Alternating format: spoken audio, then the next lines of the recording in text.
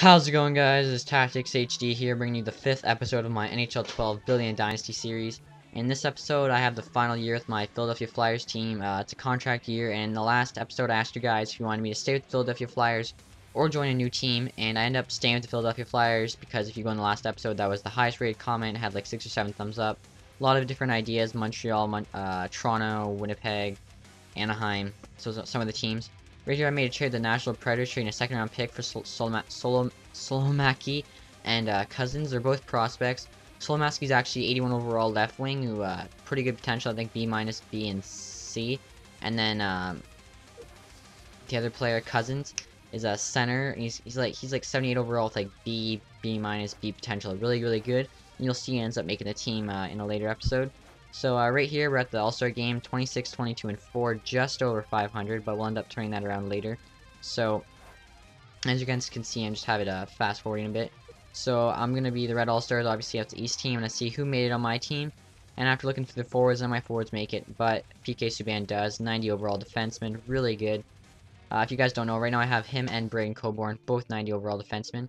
And as you can see right now, I'm making a trade, James Wright, a first-round draft pick, 2 7th-round draft picks, and a prospect for Ryan Kessler, who's 31 right now in this year. So basically he adds a lot of depth to my team. I have 3 centers, 89, 89, 89, 88, and 89 overall are my centers. It's kind of amazing. Kessler's actually the third line because he's a two-way center, but he ends up playing on the power play and penalty kill. So I figured that would give me a lot of depth going into the playoffs. As well, I picked up Maxime Lapierre as he was on waivers. He's actually just a healthy scratch for me, but I tend to get injured a lot, so I thought it'd help. So right now I'm going into the playoffs, 48, 30, and 4. I think I finished 7th in the league, 5th in the East. I'm playing the Toronto Maple Leafs. I figured it'd be an easy first opponent. And as you guys can see, I'm simming through the games. I think it ends up being 3-3 going into the 7th game. And I have no luck, and I lost. But the GM was happy with it, and he said that he'd re-sign me. So since that's what you guys wanted, I did that. And it's pretty good because I have a lot of prospects ready to play, and I basically set up the team to make another run. I think he said he wanted me to sign for 3 years, so I'll be on the Philadelphia Flyers for 3 more years. That'll bring us to episode 8, so episode 9 and 10 will probably be 2 new teams, just to add a new team, just to, you know, make it more entertaining.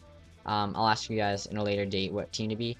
As well, my AHL teams, the Phantoms, actually won, which is pretty awesome.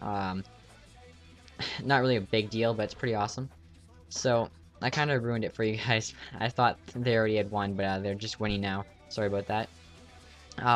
After that, I just see the retired players. Lots of people. Mike Smith, Sean Horkoff, Eric Cole, Marian Hossa, Alex Tongue, Ryan Malone, Christian Uselius, Brian Campbell, Chara. I mean, a lot of people are still not quite in their prime, but, you know, just getting out of their prime kind of thing. And that just shows you how deep we're getting into the GM mode now that we're 5 years in.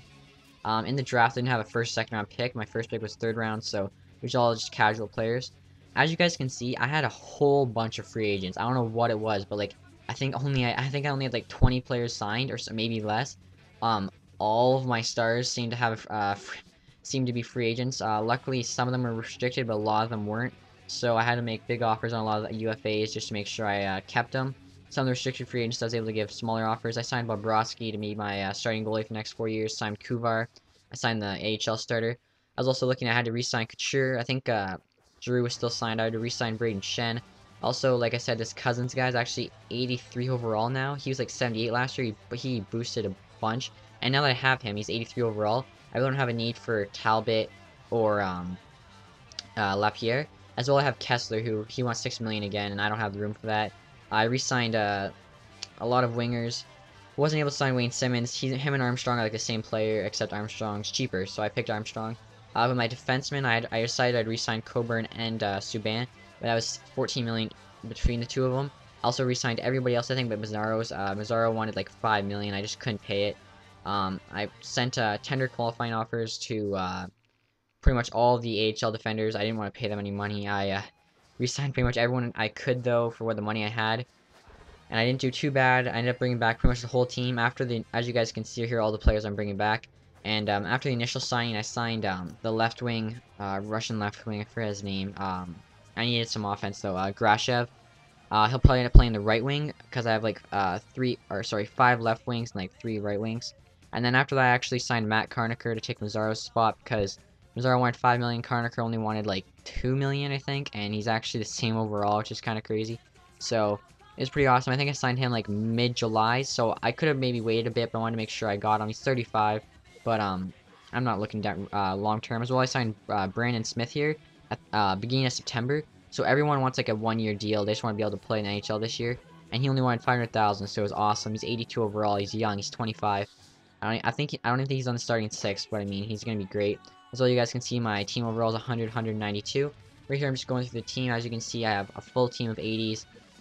Really good team, and it'd just be crazy to think if I were able to bring everyone back if I played with no salary cap, how great my team could have been. But it's no big deal. As you guys can see, it's a really good team. I'm just fooling around the lines a bit. And this video is going to come to an end in about 15-20 seconds, so I just want to say I really appreciate all the views, likes, comments you guys are giving the series. Please keep it up. I really appreciate it. It helps keep me motivated. A lot of these episodes are coming out later because of work. Sorry about that, guys, but that's about it for now. Thanks for watching, and have a nice day. Bye. Follow me on Twitter. You'll be the first one to know when I'm holding an open lobby or tournament, and it's an easy way to talk to me.